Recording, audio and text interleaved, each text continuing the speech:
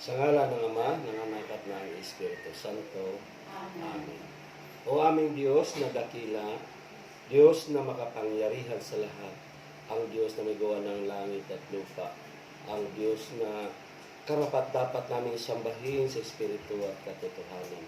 Maraming salamat po, Diyos, sa buhay at kalakasan na patuloy na ipinahiram niyo po sa amin. Salamat sa araw na ito, O Diyos, kung saan kami ay nagkakatipon sa tahanan ito. Lubin mo, O Diyos, na ang mga salita mo na aming pagnilay-nilayan, aming pag-aaralan, ito'y tumimo sa aming puso at magdala ito sa aming mga buhay tungo sa isang buhay na ganap at kasiyasiya. Pagpala mo, O Diyos, kaming lahat narito ngayon, lubin mo na ang bawat isa ay maging answered prayer. Pinagpala mo na silang lahat, O Diyos, at tinugon mo na ang kanilang pangailangan sa buhay. Kaya Panginoon, maraming salamat at pinagkatiwala namin ang lahat sa pamamagitan ng mga salita mo na mensahe mo po sa amin ay inaangkin na namin ang isang buhay na matagumpay na nagmula sa iyo sa pangalan ni Jesus, sa ngalan ng Ama, ng Anak at ng Espiritu Santo. Amen at amen. Palakpakan natin ang Panginoon. Purihin natin ang Diyos. So, ang pagbasa, mga kapatid ko sa Panginoon, ay ating manuhin sa Ebanghelyo ni San Marcos, Kabanata 1, talata 1 hanggang 8. Ulitin ko ang ating pagbasa ng Ebanghelyo ng Panginoon ayon sa Ebanghelyo ni San Marcos, Kabanata 1, talata 1 hanggang 8. So sabi dito, mga kapatid ko sa Panginoon, ito ang mabuting balita tungkol kay Jesucristo na anak ng Diyos. Nagsimula ito nung matupad ang hula ni Propeta Isaias. Narito ang sugo ko na aking ipadadala na mauna sa iyo. Ihanda niya ang iyong daraanan. Ito ang sabi ng isang sumisigaw sa ilang. Ihanda ninyo ang daraanan ng Panginoon. Tuwirin ninyo ang kanyang mga landas. At dumating nga sa ilang si Juan, nagbautismo at nangangaral. Sinabi niya sa mga tao, pagsisihan ninyo talikdan ang inyong mga kasalanan at pabautismo kayo upang kayo'y patawarin ng Diyos. Halos lahat na taga Judea at taga Jerusalem ay pumunta kay Juan upang makinig.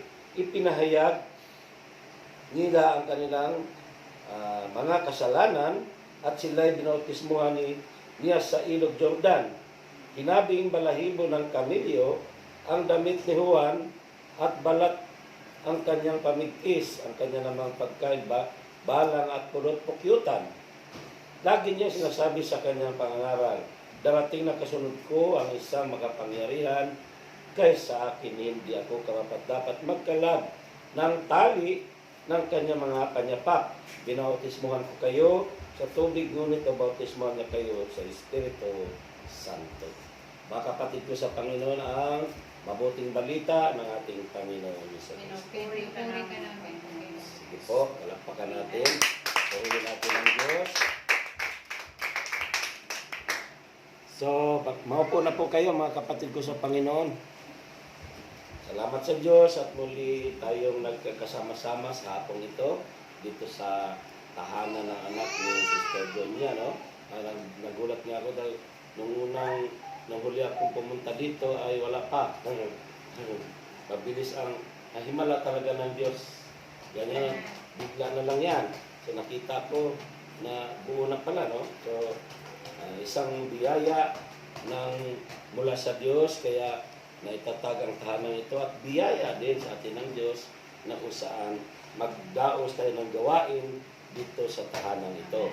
Kasi ang tahanan na tumatanggap sa gawain ng Panginoon ay lalong pagpapalain. Amen. Amen po ba? So, ang aking paksa ngayon mga kapatid ko sa Panginoon ay pamamagatan ko pong advance party. Advance party, una-una. No? Nauna. Pero ang ating pinaka-tema o team, preparing the way of the Lord o paghanda sa daraanan ng Panginoong Jesucristo. So, kung atong istoryahon o pag-usapan natin ang tinatawag ng advance party, ito po ay Ito po yung mga taong nauna na may authority o binigyan ng authority upang maghanda sa daraanan ng mga taong tinatawag natin na dekalidad. Mga taong mayayaman, mga taong Panginoon dito sa lupa. Katulad na lang ng presidente, mga congressman, gobernador, mayor, at iba pa. At may mga mayayaman, no? At maging sa ating mahal na Santo Papa, no? Kapag pumunta ang ating mahal na Santo Papa sa iba't ibang lugar, bago mangyari ang araw na pagpunta niya, may nauna na yan. Advance party para ano? Para ayusin. Siguraduhin na walang mga tinatawag nating balakid, no?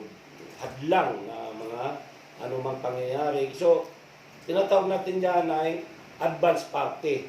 No? Kapag, di ba, ang mayor pupunta doon sa isang bayan, may nauna yan doon. No? Para ano? Para ang daan, titingnan, baka may panganib. Baka ang daan ay mahirap daanan, may mga sagabal. So, yan ang mag-aayos. Sa kanila ang authority. Sa ating panahon ngayon, makikita pa rin natin yan. No? Sa panahon ng ating Panginoon, nangyayari na yan na ganyan, mga tinatawag na mga hari noon, mga pagpumunta sa isang lugar, mayroon na mauna muna para ayusin. Sa atin, ganyan din. Diba? Kapag hindi kasi maayos ang kalsada o daan, mahirap dumaan. At tayo pumunta sa isang lugar, kapag ang daan na yan ay maraming lubak-lubak, bato-bato, ang hirap kayo lumakad. No? Mahirap. Imbes na mapabilis ang paglakad mo, mabagal. Hindi ka makalakad. May sagabal, hindi ka makalakad na maayos o mabilis. So yan, napakahalaga na maayos ang kalsada o daan. No? Kaya nga, si Juan Bautista ang inatasan na maging una o advance party upang ayusin ang daraanan ng ating Panginoon. Amen po ba? So, isang halimbawa sa ating kapanahonan ngayon, sa Manila, no? Dito, di ko alam kung meron dito. Sa Manila kasi, ang mag-ayos doon ay MMDA. No? Anong ginagawa nila? Tinatanggal yung mga balakid na kalsada, yung mga nakausli na mga tindahan na hindi na sakop na ng kalsada yan, ginagawa nila, tinatanggal nila, ginigiba nila, inaayos, no? Para walang maging balakid pagdaan ng mga sasakyan o tao man. Kapag maraming vendors, inaalis ang mga vendor. Kasi ang mga vendors ngayon, pupunta sa gitna na ng kalsada.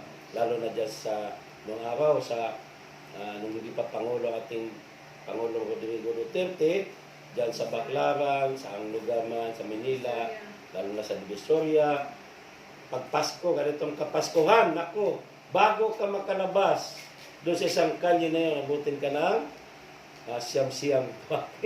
So, napakahirap talaga kapag may mga daan na tinatawag na o kalsada na maraming hadlang o sagabal. Kasi po, hindi tayo makakalakad ng maayos. Amen po ba? Amen. So, sa ating Ebanghelyo, mga kapatid ko sa Panginoon, ulitin ko, ito na nga, makikita natin bilang katuparan sa hula ni Propeta Isaiah sa ating pagbasa, may isang tao na sinugo upang dumating na mauna sa ating Panginoong Jesucristo. Siya nga po ang advance party ng ating Panginoon upang ihanda ang daraanan niya na walang iba nga ay si John the Baptist. So, ulitin ko, kung ang mga tao dito sa lupa ay espesyal, higit na espesyal ang ating Panginoon. Amen. Kung ang mga tao dito sa lupa may advance party katulad ng mga president natin o ano pa man na mga matataas ang katungkulan, espesyal sila. Kaya nga mayroong mauna sa bawat lugar na kailangang pupuntahan upang titingnan kung ayos ang daan. At higit sa lahat, kung espesyal na sila, mas espesyal ang ating Panginoong Jesucristo. Kaya nga niya, inatasan si Juan Bautista na mauna sa ating Panginoon upang ihanda ang daraanan. Amen po ba? So, sino ba ito si Juan Bautista, mga kapatid ko sa Panginoon? Si Juan Bautista po ay pinsan ng ating Panginoon.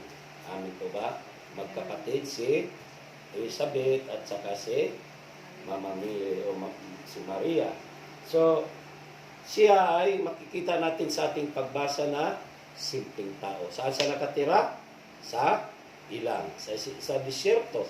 So, pag sinabi mong disyerto, walang mga kabayan doon. Kumbaga sa na sa awitin, lonely am I. Ibig sabihin, nag-inusara. Siya lang mag-isa doon. Kaya, napaka-simple lang ng pamumuhay. Walang kapitbahay, malayo. At ang kanyang damit? Balahibo ba yun ng ibig sabihin, simple lang. Balahibo ng damit. Ang kanyang damit ay balahibo ng ano ba yun? Ng tupa ba yun? Ano ba yung binasa natin dito? Balikan nga natin para kalimutan natin. No? So, balahibo ng kamilyo. Amin po ba? Kaya nga, masasabi natin napakasimple ng buhay ni Juan Bautista dahil nga po siya ay ang kanyang pagkain, ulot, pukyutan, dugos. No? Kaya natin kung tayo gano'n, ang pagkain natin dugos lang. No? Tsaka, balang. Ano yung balang? Kanang apan-apan. Kanang grasshopper. No? No? Grasshopper lagi. Yung tawag dyan. No? So, simple talaga ang pagkatao ni Juan Bautista. Sabi nga niya, wala o hindi ako karapat dapat magkalag man lang ng tali sa Panginoon sa Kristo sa kanyang pa. So, ibig sabihin, pinakita dito ng tao ito ay simple, may kababaan ng loob. Amen? So, anong ipinapakita dito mga kapatid ko sa Panginoon? Sa ating buhay ngayon, pinakita dito na gaano man tayo kasimple, gaano ka man, di ka man kilala sa lipunan katulad ni Juan Bautista. Sino ba naman si Juan Bautista? Hindi mo siya kilala. So, isang taong sumisigaw sa ilang, tawagin. So, tayo rin sa ating buhay, bagamat tayo ay namumuhay na simple lang, wala man tayong pinag-aralan, no? Pwede tayong gamitin ng Diyos na katulad ni Juan Bautista. Na maging lingkod niya sa kapanahonan. Amen. Dahil sa kanang panahon, si Juan Bautista ay hinirang ng Diyos upang paglingkuran ng ating Panginoong Hesukristo. Si Juan Bautista, mga kapatid ko sa Panginoon, grabe. No? Bagamat siya simpleng tao, pero matapang. Matapang si Juan Bautista. Wala siyang takot. Wala siyang takot na ipangaral ang mabuting balita. Amen po ba? Bagamat siya ordinaryo, ay pinili siya ng Diyos upang maglingkod o paglingkuran ng ating Panginoon Kristo. At siya po ay napakatapang, handang magpapugot ng ulo. Handa siyang magpapugot ng ulo. Tayo kaya, no? Tayo kaya, natatakot agad tayo. Sabi lang sa atin, bawal mag-prayer meeting. Uhulihin kayo. Natatakot tayong mahuli. Takot na takot tayo. No? Magsasara tayo ng Pero si Juan Bautista, pugutan mo siya ng ulo, wala. Tuloy ang kanyang paglilingkod sa Panginoon.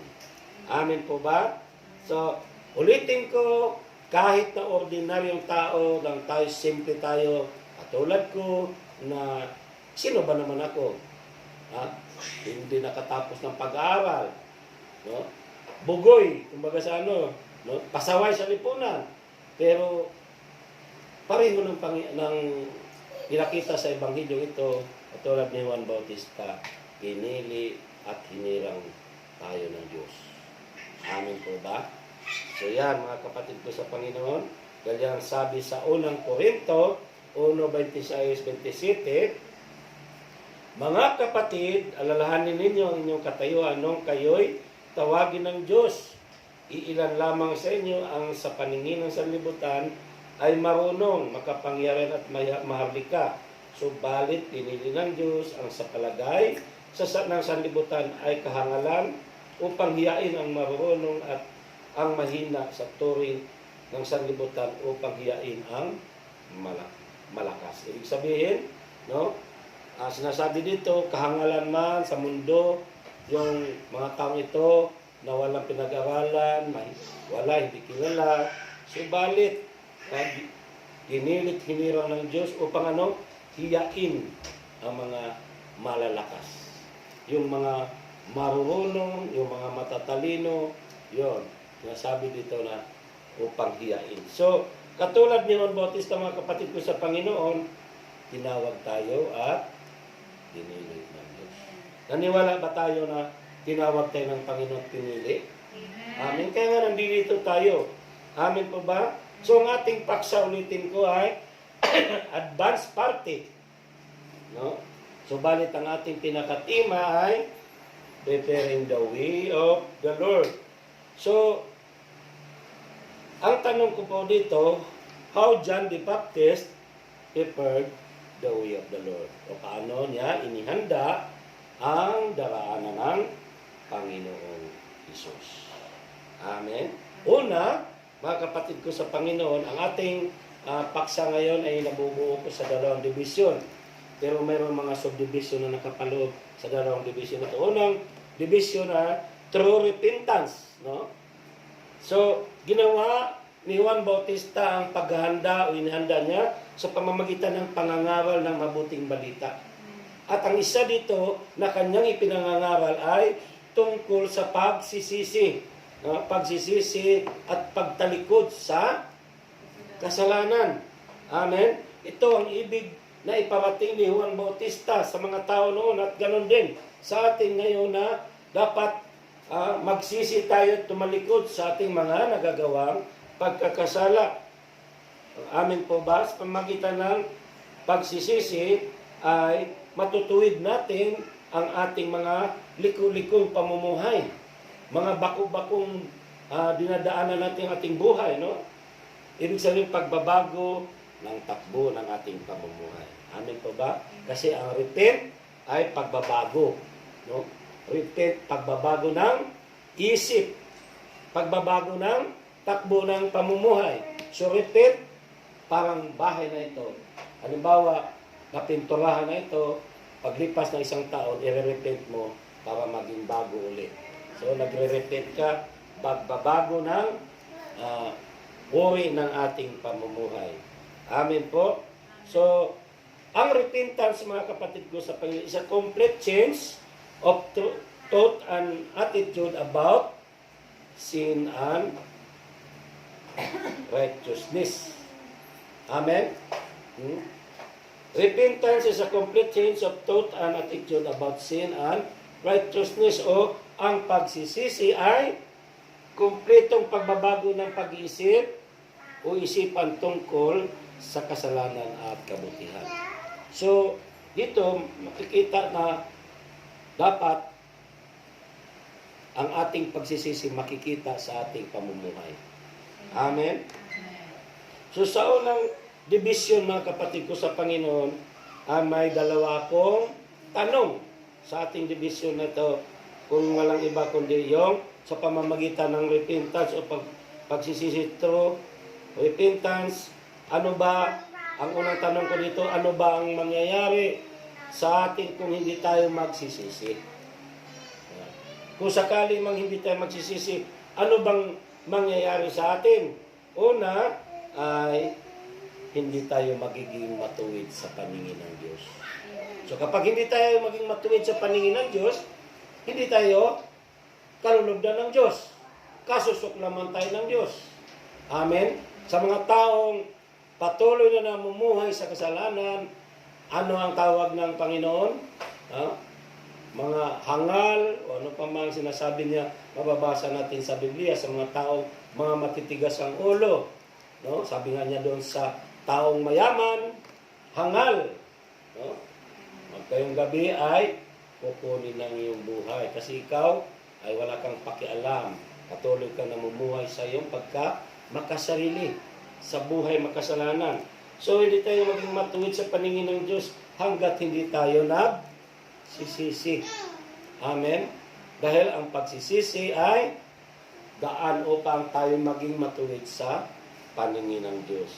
So, isa pa, sa letter B, mga kapatid ko sa Panginoon, yung pinaka-subdivision, hindi natin mararanasan ang presensya o biyaya ng Diyos. Hindi natin mararanasan ang mga biyaya ng Diyos kapag hindi tayo nagsisisi.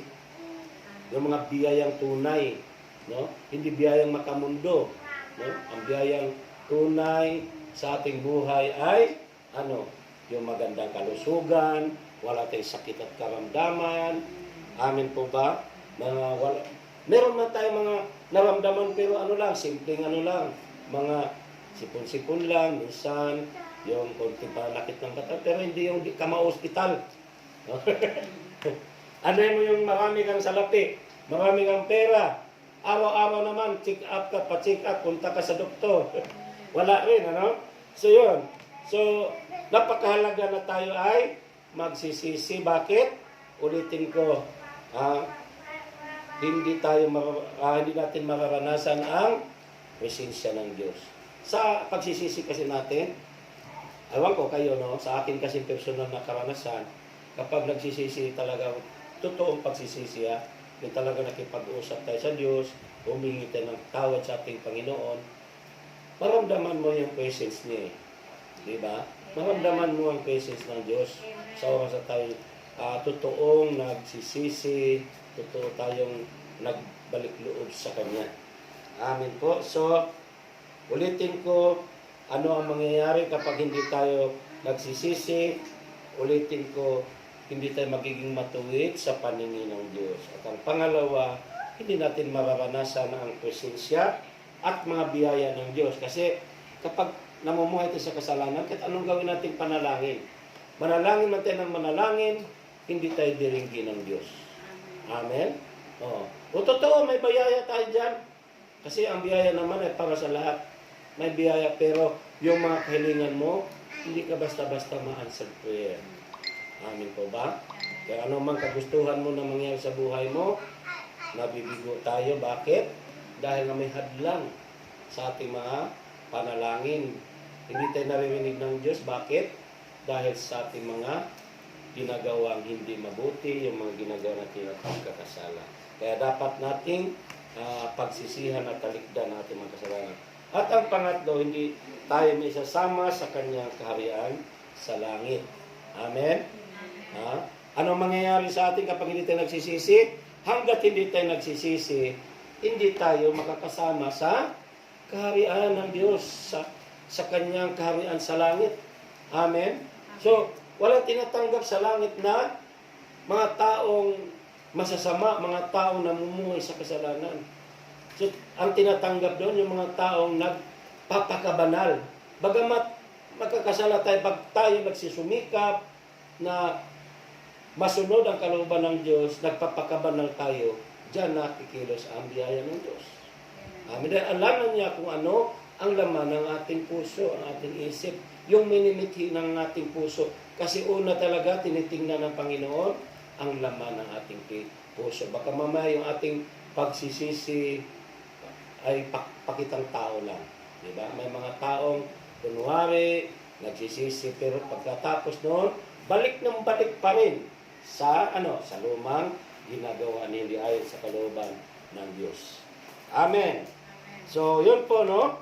Ang tatlong subdivision sa unang katanungan, ano ang mangyayari sa atin kung hindi tayo magsisisi, hindi tayo magiging matuwid sa paningin ng Diyos. So, letter A. Letter B, hindi natin mararanasan ng presensya at biyaya ng Diyos. Ang pangatlo sa letter C, hindi tayo may sasama sa kanyang kaharian sa langit. Amen? So, ulitin ko, mahalaga ang pagsisisi sa ating buhay. Amen? So, ang pangalawang katanungan, dahil binubuo ko ito sa dalawang tanong ang ating unang subdivision o division, ano ang kahalagahan ng pagsisisi sa ating buhay? Ano nga ba kahalagahan nito? Bakit kailangan tayo magsisisi? Una, upang mapawi ang ating mga kasalanan. Amen. Mapawi, dahil sabi doon sa Gawa 3:19, kaya't magsisi kayo, magbalik loob sa Diyos upang pawiin niya ang inyong mga kasalanan. So, kapag nagsisisi tayo, lahat ng mga kasalanan natin ay pawi na yun, mali. Mula nung una pa, lumang kasalanan pa natin, wala na, buburahin na ng Panginoon yun. Sa oras na tayo nagsisisi ng totoo, taos pusong pagsisisi, ano man yung nagawa mo nung 20 taon na nakalipas, baliwala na yun, buburahin na lahat yun. Kumbaga, ano mang utang mo, tinatawad ka ng Panginoon. Ba, may utang ka sa tindahan, di ka nakabayad. Ngayon, lumapit ka, humingi ka ng paumanhin doon, nakipag-usap ka sa awag nito sa may-ari na kung saan doon ka nagkakautang. Ang nangyari, gagawin doon, o sige, buburahin ko na lahat ng utang mo. Buburahin na. No, mapapawi ng ating mga pagkakasala. Yan po ang letter A, no, sa pangalawang tanong natin. Ano ang kahalaga ng pagsisisi sa ating buhay? Ulitin ko, mapawi ang ating mga kasalanan. Napakasarap kaya ng buhay na wala na tayong kasalanan. Amen? Anaminaw ba mo? Amen. Sige. Sige, nga tawa mo. Sige. Sige. So yan, mga kapatid ko, napaka-sarap ng buhay kapag namumuhay tayo ng malaya sa kasalanan. Napapawi na. Alam mo na, wala ka na. Wala ka ng kasalanan sa Diyos. So wala ka na, hindi ka na makukonsensya. Wala ka ng conviction na mararanasan na di mo na maranasan yung hindi ka makatulog magdamag dahil sa nagawa mong kasalanan. Amin po ba? Yun ang hindi ko sabihin na kahalagahan ng ating buhay. Amin po ba?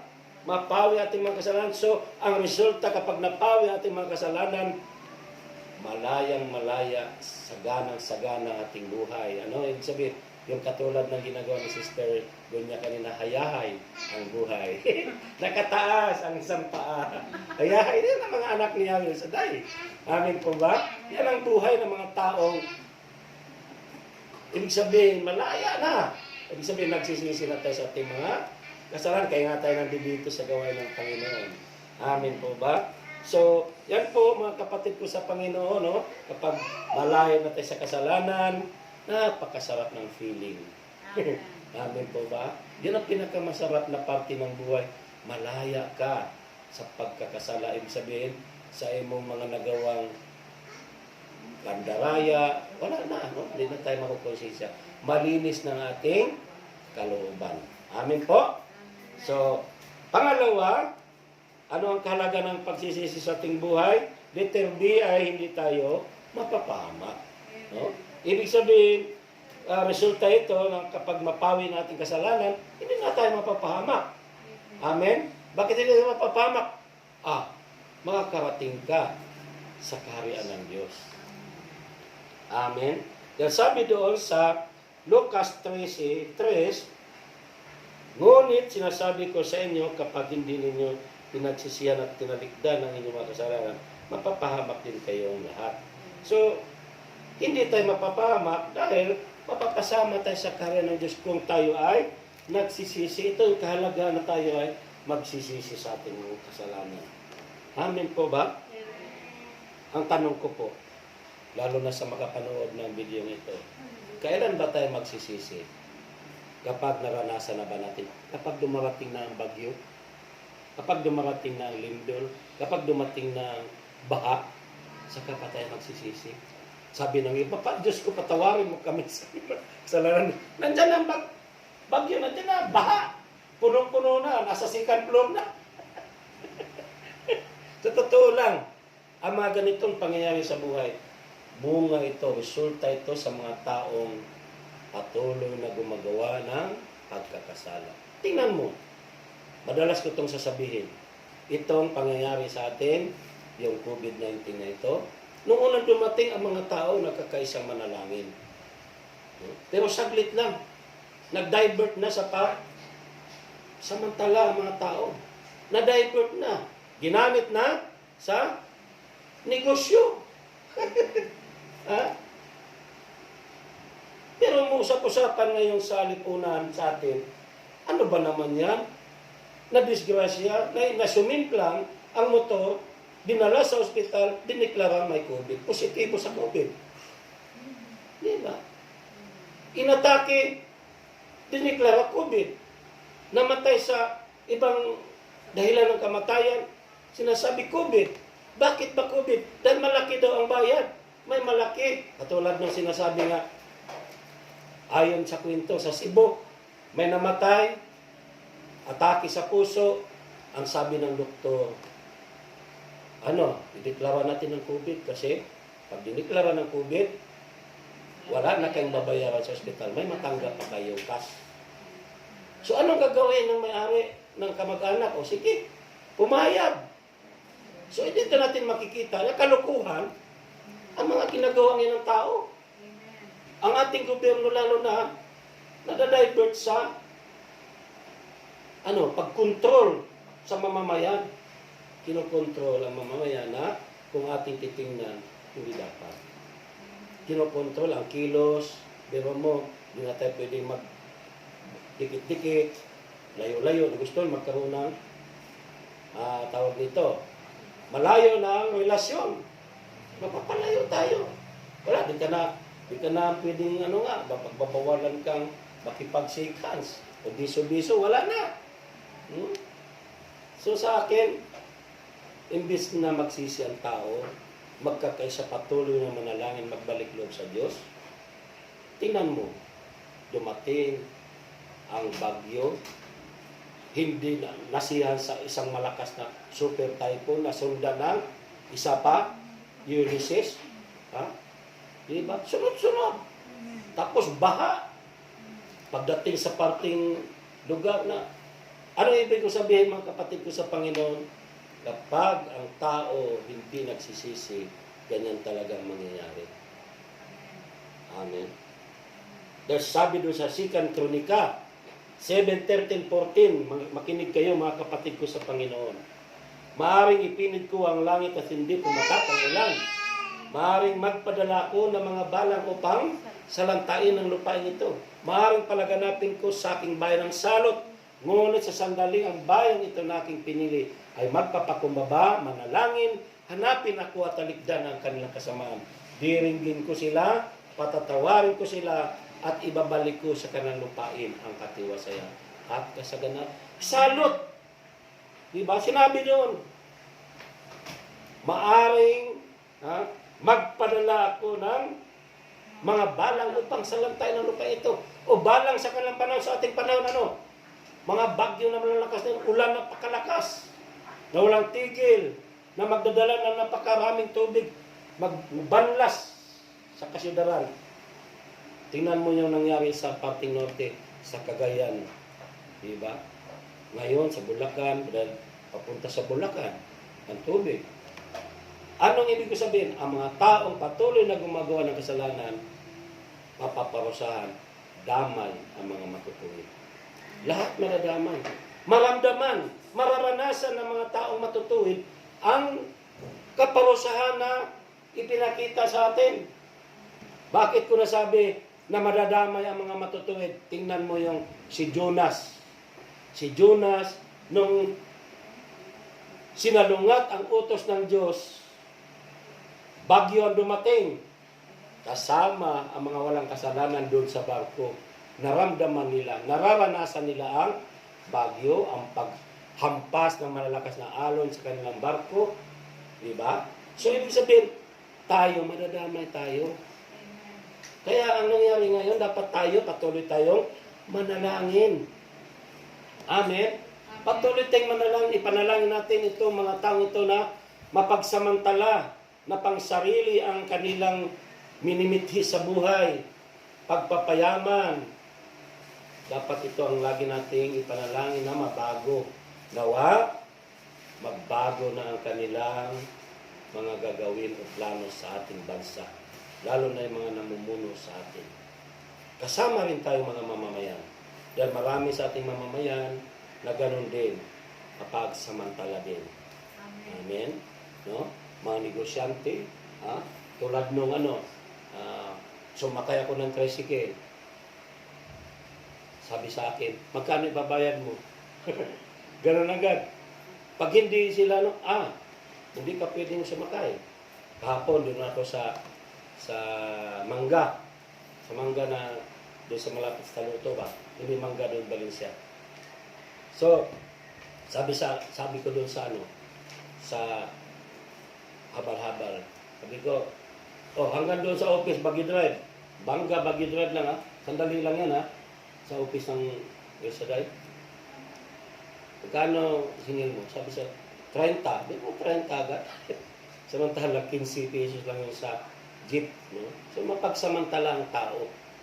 Imbis na gumawa ng mabuti, na magbagong buhay dahil sa pangyayari na dumating sa atin ngayon. Dapat mawala na talaga ito. Anong ibig sabihin? Ideklara na ng pinagmulan nitong COVID nito na hindi talaga totoo ito. Amen. Sa akin, hindi totoo eh. Bakit nga kaya? Bakit nga kaya na ginawa sa pagkilos na ng masamang espiritu sa ating kapanahonan? Nasa Biblia yan. Ang masama ay lalo nagpapakasama. Amen. At maghahari ang kasamaan sa mundong ito. Bago dumating ang Panginoon, na kaya nga sabi sa Biblia, huwag mo nang mithiin na maabutan ka pa ng panahon yan kasi baka kasama ka sa madadala. Kasi dahil sa kahirapan na mararanasan ng mundo, ang tao ay magpapakasama na rin. Para ano? Para makakain. Di ka bibigyan ng pagkain kung hindi ka kaanib nila. So, isa yan sa nakalagay sa Biblia, mga kapatid ko sa Panginoon. So, ang dapat natin gawin, tunay na pagsisisi. Amen? Tunay na pagsisisi, pagtalikod sa kasalanan at pagbalik loob sa Diyos. Amen? Ulitin ko, kailan pa ba tayo magsisisi kung nandyan na ba ang mga kaparusahan na itinagkaloob sa atin? Nagpaparusa ang Diyos eh. Nagparusahan tayo ng Diyos. Amen po ba? Kahit sabi niya, di ba sabi ng iba, hindi marunong magparusa ang Diyos. Bakit hindi? Kung tayo ay maging matigas ang ulo. Parang magulang yan na kapag matigas ang anak, pinapalo, latuson. Di ba? So yan din ang ating Diyos na kapag tayo ay matigas, pinahintulutan niya mangyari na magkaroon tayo ng mga pagsulay, mga tinatawag natin na kapigatian, mga kahirapan sa buhay na ito. So, yun nga po, kailangan lang na magbalik loob tayo sa Diyos. At ang pangatlo, mga kapatid ko sa Panginoon na nakapaloob dito sa unang division ay mabago ang ating pananaw. Amen. Kasi ang pangaral ni Juan Bautista, true repentance, no? Pagsisisi, pagbalik loob sa Diyos. So, sa pamamagitan ng ating pagsisisi, ang maging resulta nito, magkaroon ng pagbabago ang ating pananaw sa buhay nito. Yung pananaw mo, ano bang pananaw mo sa buhay na ito? Puro materyoso lang ba tayo? Puro sa pangmaterial na bagay lang ba tayo? So, pag nabago na ang ating pananaw sa buhay, ma-divert na, ilipat na ating focus saan? Sa ating Panginoon Kristo. Kasi ang ating Ebanghelyo ngayon, tungkol ito sa unang pagdating ng ating Panginoon Kristo dito sa mundo. Kaya nga sineselebrate natin ang Christmas. At ito na ngayon, magsisimula na tayo. Advent season na. Kumbaga sa paghahanda sa pagdating ng Panginoon Kristo dito sa mundong ito. Amen? Amen. Pagsiselebrate ang ating ginagawa kasi tapos na ito eh. Sineselebrate natin ang Panginoon Kristo pagdating ng panahon ng Desyembre. Pero tingnan nyo po. Excuse. Tingnan nyo po kung kayo magpag-obserba. Ngayon, sa panahon natin ngayon, ang tao nakapokus sa material. Naging materialism ang tao. Negosyo, pagkikitaan. Tingnan mo yung mga mall. Mga mall, nakalagay dyan, 50% discount, 20% discount. Puro discount. At ang palamuti. No? So, ang Panginoong Kristo naging palamuti sa panahon ng Disyembre. Pang-akit ng mga tao para sa negosyo nila, sa mapagkitaan nila. Amen? So yan, makikita mo, ang tao focus ngayon saan? Sa material na bagay. So kung tayo nagsisisit, nagbabagong buhay, nagbalik loob tayo sa Diyos, ang ating gagawin ay nababago ng ating pananaw. Yung focus natin, hindi na sa material. Ang ating focus ngayon kay Kristo Jesus na.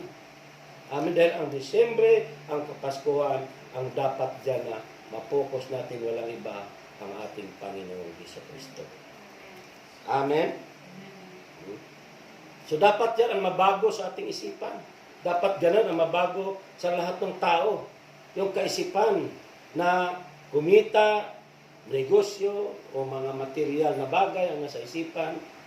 Amen po ba? Ang tao, wala nang pagpapahalaga sa Diyos. Walang pagpapahalaga sa ating Panginoon Kristo. May naalala akong kwento, ulitin ko. Nakwento ko to, itong miaging simana o nung nakaraang linggo doon sa aking tinuntahan. Pero ulitin ko para sa inyo. No? May isang manggagawa. No? Workers katulad ninyo. Ang panalangin niya ay magkaroon siya ng negosyo. Grocery.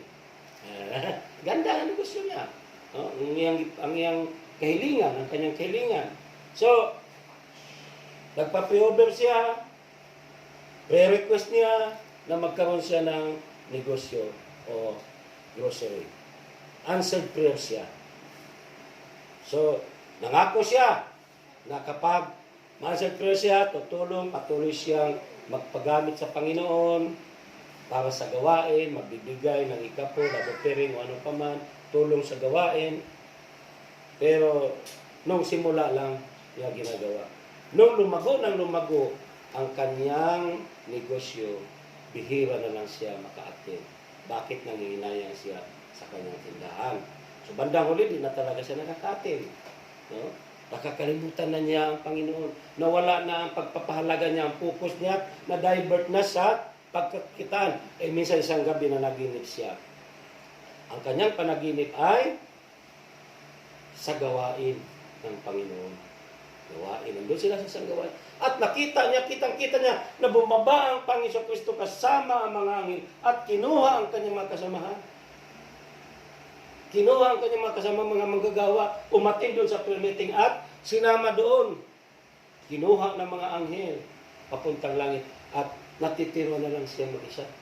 Sabi niya sa Panginoon, bakit hindi ako kasamang isasama sa langit sa kaharian mo, Panginoon? Sabi ng Panginoon sa kanya, walang tatao sa tindahan mo. Walang tatao sa grocery mo. Kaya, manatili ka. So, delikado. Di tayo makakasama sa kanya. So, yan, mga kapatid ko sa Panginoon. So, ano dapat? Nakasentro si Kristo sa ating buhay. Amen. Mabago ang ating pananaw, ang ating focus. Priority natin ngayon ang Panginoong Hesus. Amen. Hindi yung sa mga material na bagay. Amen po ba? Kung si Kristo ang sentro sa ating buhay, nabanggit niya ni Sister Helen kanina sa panalangin niya, nakasentro na si Kristo sa ating buhay. Tama talaga yun. Dapat si Kristo nakasentro sa ating buhay. At kapag nakasentro ito, hindi lang basta sa salita, kundi makita ito sa gawa. Amen po ba? Na hindi lang palamuti sa ating tahanan ang mga picture ng atong Panginoong Jesucristo, hindi lang palamuti sa kung saan-saan, sa kalye o ano paman. Amen? Kundi makita ito sa ating araw-araw na buhay. Amen? Sa mga ginagawa. So para sa akin nga, mga kapatid ko sa Panginoon, yung exchange gift, di ba? Ugalian, kapag mayroon tayong Christmas party, tulad ng Christmas party darating sa atin sa December 19. So, may exchange gift. Para sa akin, kung ikaw, ang minimiti mo, kaya ka sumasali sa exchange gift, para makatanggap kag maganda ng regalo, huwag ka na sumali. Bakit? Bakit ba? Kasi, yan pa ang dahilan upang maging daan ng samaan ng loob. Kasi, minsan sa atin, mga kapatiran, magre-regalo nang hindi ayon doon sa pinag-usapan. At ikaw na sumunod sa pinag-usapan, siyempre nag-expect ka na makatanggap ka rin ng magandang regalo. Kaso hindi yun ang inasahan mo. Iba ang natanggap mo. Katulad ko nung araw, may exchange gift kami. So, Sabi, 200 ang halaga. So ako naman, ako kasi pag nagregalo ako, yung alam ko, kahit babae o lalaki ang makakatanggap, magagamit. Halimbawa, toothpaste, sabon, shampoo, ganyan, no? Mga halimbawa lang na regalo na magagamit ng lalaki, babae, o panyo kaya. So yan ang aking binibili sa halagang 200. Ngayon, nung matanggap ko yung aking regalo, pagbukas ko, blusa ng babae. Blouse. Pero ako natawa. Sabi ko, hallelujah. Magagamit ito ng asawa ko. Naging masaya ako. No? Matutuwa ka, ibig sabihin, karamihan kasi, kapag nakatanggap ng, ano ba naman ito? Imbes na give love on Christmas Day, give hate on Christmas Day. Inis, galit, puot ang naramdaman mo sa iyong kapwa na pinagmula ng regalo mo. O di mo naman alam kung sino dahil pinarapol-rapol yun. Kanino kaya galing ito? No? Kaya tayo na pag nagregalo naman kasi tayo, huwag tayong magregalo na kung ano-ano na lang. Mag-isip-isip din tayo na ito, babae at lalaki na makatanggap ito lang, bata man o matanda, magagamit. Amen? So, ganyan dapat ang ating isipin. Hindi naman yung lagi na lang good morning towel lang. Good morning towel na lang bibigyan natin. So, ibahin naman natin yung magbungga tayo na regalo. Ako kasi, minsan, pinag-usapang halaga na regalo, hindi ko intindihan, kahit lumagpas ako doon. Basta, mahalaga, nagregalo tayo, masaya tayo nagregalo, nagbibigay. So, dapat ganoon ang ating gagawin. Ano? Kaya nga sabi ko, kung ang ating minimiti para lang makatanggap tayo na maganda, upang maging masaya tayo, wag na lang tayo sumali kung yan ang ano. Pero, ang ibig ko sabihin, na sumali tayo, ibig sabihin, para pagpakita natin na tayo ay nagmamahalan. Makatanggap ka man ng hindi kasing halaga doon sa binili mo, no? Masaya ka pa rin, natutuwa ka pa rin na natanggap mo yung regalo niya. Ibig sabihin, pahalagahan mo pa rin. Pahalagahan pa rin natin yung mga natatanggap natin. Amen? No? So, yan ang dapat natin. Kasi, ang tao, ewan ko lang, no? Bakit kaya ang tao, kapag nagregalo, grabe magregalo sa mga taong, mayroon. Yung mga mayaman na regaluhan, kahit kayo siguro, pag mayaman ang regalo niyo, ang iniisip niyo, ito magandang regalo kasi bunggang ibibigay mo, alam mo mayaman. So bakit pag mahirap ang ating regaluhan, wala rin kwentang ibibigay natin? Di ba? Pinipili natin yung pagbibigyan eh. Totoo, hindi. Di ba? Pag mayaman ang ating regaluhan, ang iniisip natin, kailangan maganda ang regalo ko para matuwa siya. Pero pag kayong mga taong grasa kaya natin, yung mga basurero dyan na dumadaan, yung mga nagpapalimos, ang ating bibigyan ng magandang regalo, kaya natin gawin. So anong ibig ko sabihin? No? Kapag si Kristo na nakasentro sa ating puso, yan ang ating gagawin. Ibig sabihin, pantay-pantay na tayo sa ating kapwa. Wala na tayong pagtatangi. Amen? So yan mga kapatid ko sa Panginoon. No? So, subukan natin gawin subukan natin gawin na magbigay tayo ng mas magandang regalo sa mga taong walang kakayanan, mga taong higit na nangangailangan sa buhay. Dahil sabi dito mga kapatid ko sa Panginoon, no? Sabi dito sa Santiago 2:8, mabuti ang inyong ginagawa kung tinutupad ninyo ang kautosang ibinigay ng Diyos na nasasaad sa kasulatan. Ibigin mo ang iyong kapwa gaya ng iyong sarili, ngunit hindi pare-pareho ang tingin ninyo sa tao. Ha? Ulitin ko ha, ibigin mo ang iyong kapwa gaya ng iyong sarili, ngunit hindi pare-pareho ang tingin ninyo sa tao. Kayo'y nagkakasala at ayon sa kautusan, dapat kayong maparusahan. Hallelujah. Mabuti ang ating ginagawa, pero hindi pare-pareho ang ating pagtingin. So, paparusahan pala tayo ng Diyos.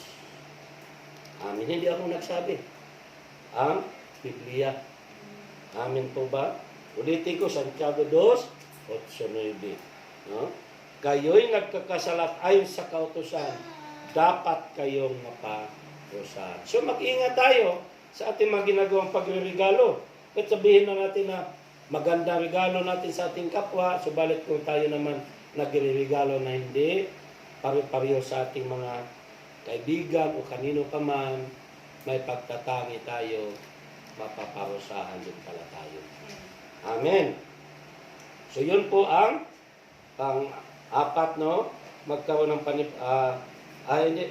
Ito pala ang pangatlo, no? Na magkaroon ng pagbabago ang ating pananaw. At ang pang-apat na subdivision, mga kapatid ko sa Panginoon, through repentance ay magkaroon ng panibagong pag-asa sa buhay. Amen. Magkakaroon tayo ng pag-asa. So sa pamamagitan ng ating pagsisisi, pagtalikod sa ating mga pagkakasala, kung nagbalik loob na tayo sa Diyos, ang ating buhay ay magkaroon ng panibagong pag-asa. Amen. Dahil sabi doon sa Isaiah 1:18, halik kayo at magliwanagan tayo, gaano man karami inyong kasalanan, handa akong ipatawad ang lahat ng yan, kahit na kayo'y maruming-marumi sa kasalanan, kayo'y magiging busilak. Amen po ba? So magiging busilak tayo sa paningin ng Diyos. Amen po? So, ulitin ko, sa pamamagitan ng ating pagkaroon ng pagbalik-loob sa Diyos, sa pamamagitan ng ating pagsisisi ng tunay, ang resulta nito sa ating buhay ay magkaroon tayo ng panibagong pag-asa. Amen po, mga kapatid ko sa Panginoon. So yun po, mga kapatid ko sa Panginoon Kristo. Una, ang katanungan, ang pangalawang katanungan dito sa unang division ko, ano ang kahalagaan ng pagsisisi sa ating buhay, mapawi ang ating kasalanan, letter A. Letter B, hindi tayo mapapahamak. Letter C, mabago ang ating pananaw sa buhay. At ang pang-apat ay magkaroon tayo ng panibagong pag-asa. Amen. At doon na tayo sa pangalawang division. Paano inihanda ni Juan Bautista ang daraanan ng Panginoon sa pamamagitan ng pagbautismo sa tubig. Through baptizing in the water. So una kanina, through repentance, unang puntos, unang division. Itong pangalawa, through baptizing in the water. So sa pamamagitan ng bautismo sa tubig, ang kanyang ginagawa. So ginawa ni Juan Bautista ang pagbautismo sa tubig para saan? Ang literal dito bilang tanda ng ating mga pagsisisi at pagtalikod ng ating mga kasalanan. No? Tanda yan na tayo'y nagsisisi sa ating tumalikod na tayo ng lubusan. So, ang paglubog sa tubig ay simbolo ng kamatayan ng ating lumang buhay. Amen? Simbolo. Ibig sabihin, pagpakita na tayo ay patay na sa lumang nating buhay. Ibig sabihin, kapag patay na tayo sa dati nating buhay, sa mga dati nating ginawa, ang buhay natin ngayon ay ayon na sa takbo o sa kalooban ng Diyos. Amen? Ibig sabihin, pagpapakita natin na lubusan na tayong tumalikod sa ating mga pagkakasala. So, yun po ang una, no? Bakit ginawa ni Juan Bautista ang pagbautismo sa tubig ay upang o maging bilang tanda ng ating mga pagsisisi, pagtalikod sa ating mga kasalanan. Ibig sabihin, lubusan na nating iniwan ang ating lumang buhay mula sa hindi mabuti tungo sa pagiging mabuti. Mula sa makasalanan, sa magiging makasalanan tungo sa kabanalan. Amen. So, ang pangalawa, letter B, sa pamamagitan ng pagbautismo sa tubig bilang tanda ng ating bagong buhay. Amen. Ito na ang tanda na tayo ay nagbabagong buhay na. Bago sa inahon na tayo sa tubig, linis na tayo, bago na tayo. Sa panahon natin, Panginoon Kristo, nandoon yung nilulubog. Sa ating panahon kasi ngayon, simbol ng tubig ngayon ay ginimisik-misik na lang na ating noo. Ganyan. So sa kanilang panahon kasi nilulubog sa tubig Jordan nga, no? Nilulubog sa ibang mga malalim na tubig. Pero sa ating panahon ngayon, misik-misik na. Pero yun talaga ang simbol ng tubig kasi sa tubig, yun ang hugasan ng ating mga kasalanan at ito'y, pag nahugasan na ito'y simbolo ng ating bagong buhay. Kaya nga dapat kapag nabautismo talaga tayo ng tubig, dapat umiwas at iwan na natin ang ating mga lumang buhay. Kung walang iba kundi ang mga bagay na kung saan nagkakasala tayo. Amen po ba? Ulitin ko ang pag-ahon sa tubig sa pamagitan ng pag-ahon sa tubig kasi sa panahon nila, ahon sa tubig ni Juan ng Panginoon Kristo sa mga tao nagpabautismo, di ba? Pag-ahon sa tubig ay simbolo ng kalinisan. Amen po ba? Panibagong buhay na malinis na, hindi na namumuhay sa kasalanan. Amen po. So yun lang po ang dalawang division na aking ibabahagi ngayon.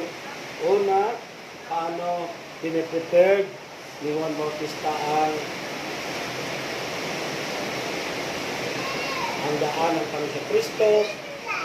Biglang malakas ang ulan. Kaya pahinto ako. So, una ay sa pamamagitan ng repentance o pagsisisi. At ang pangalawa ay sa pamamagitan ng pagbautismo sa tubig. Amen. Amen po. So, si Juan Bautista, mga kapatid ko sa Panginoon, ang sugo ng Diyos. Amen. Si Juan Bautista ang sugo ng Diyos noon at sa ating panahon, tayo ang sugo ng Diyos. Amen po ba? Na dapat gampanan, na dapat tayo magpagamit sa Panginoon. Amen. Anong ibig sabihin? Ihanda natin ang daraanan ng Panginoong Kristo. Tuwirin ang kanyang daraanan sa ating buhay. Amen. Walang iba ang puso natin. Walang ibang ihanda natin kundi ang ating puso, ang laman ng ating puso na atin itong linisin upang walang maging hadlang sa kanyang pagdating sa ating mga buhay. Natuloy-tuloy siya makapanahan sa ating puso. Amen? So, ihanda natin ang daraanan ng ating Panginoon sa Kristo. Kaya pagdating niya sa ating buhay, hindi siya basta-basta aalis. Ibig sabihin manatili siya nananahan sa bawat isa sa atin. So, ang misyon ng isang Juan Bautista, mga kapatid ko sa Panginoon Kristo ay ihanda ang daan ng Panginoon sa pamamagitan ng paglagay ng mga salita ng Diyos sa ating puso. Amen?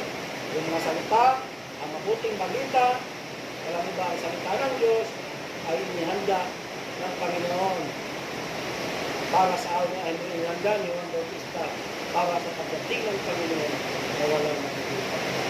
Amen po ba? So ngayon, ayusin na natin ang ating buhay. Amen? Ayusin na natin na manahan dito ang ating puso, na manahan dito ang Panginoon sa Kristo. Makapanahan siya.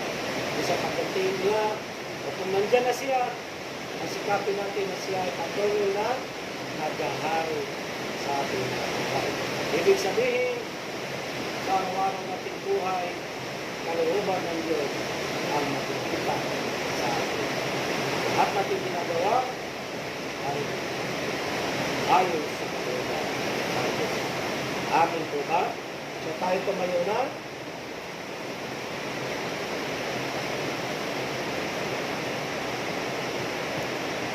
Taas natin ang ating mga kamay.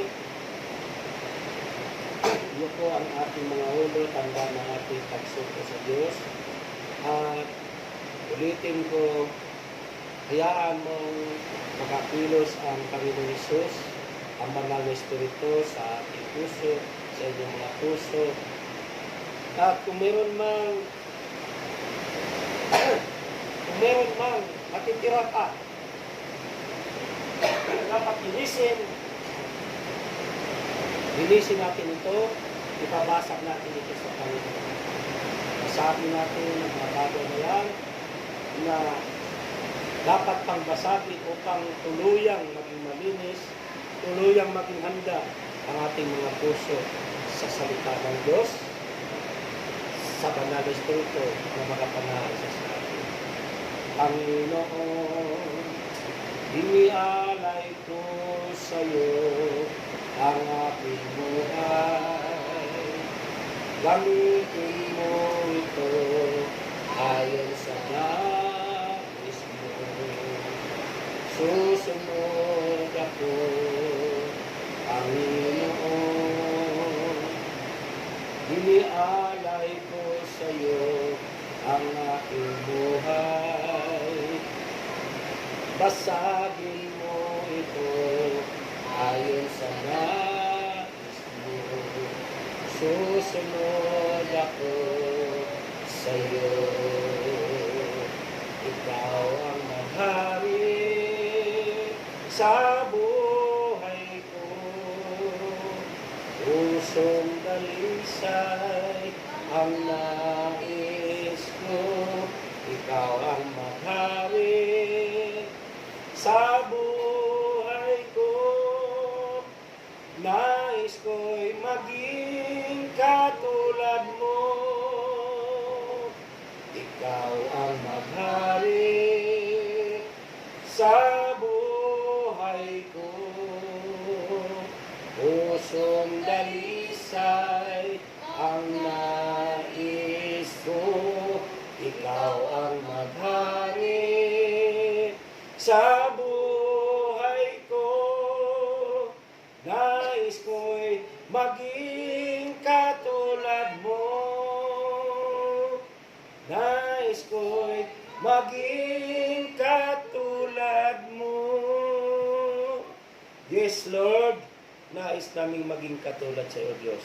Amen. Panginoon, kaya samahan mo kami, basagin mo pa, O Diyos, ang anumang mga natitirang, mga bundok o mga bako-bako na nasa aming mga puso, O Diyos.